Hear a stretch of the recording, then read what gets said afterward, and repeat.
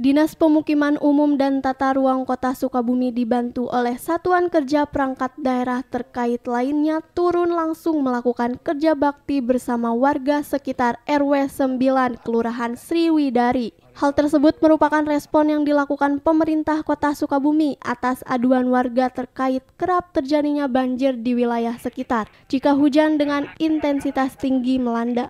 Kepala Dinas PUTR Kota Sukabumi Sony Hermanto mengatakan, sebetulnya di wilayah sekitar telah dilakukan beberapa kali pekerjaan normalisasi saluran air. Namun menurutnya, akibat tersumbatnya saluran air oleh sampah sehingga mengakibatkan aliran air terbendung. Sehingga limpasan air yang terbendung tersebut melebar ke kawasan pemukiman warga. Terkait penanganan tembok penahan tanah yang jebol, dirinya menyebutkan ke depan akan segera ditangani karena telah masuk dalam prioritas penanganan Dinas PUTR Kota Sukabumi.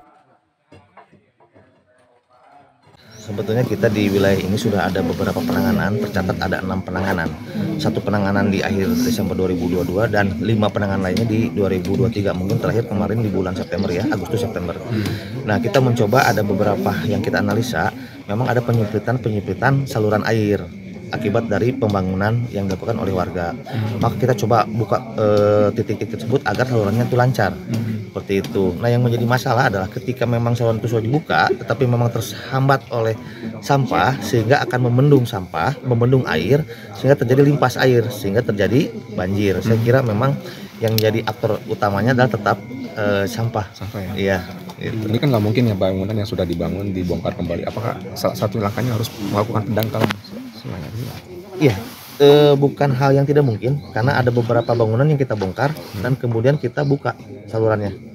Jadi alhamdulillah kita dibantu dengan para RW. Kebetulan sini ada Pak RW 9, Pak RW 10 dan Pak RW 11. Ini trio hebat di wilayah ini. Kita juga meminta bantuan ke para RW untuk bisa membujuk warga agar bisa dibongkar bangunannya.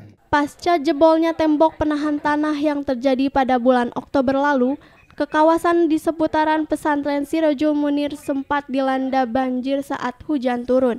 Berdasarkan video amatir milik warga dikaitkan bahwa air meluap dari tembok penahan tanah yang jebol tersebut. Dari Kota Sukabumi, Sofwan Julpikar dan tim liputan MGS TV melaporkan.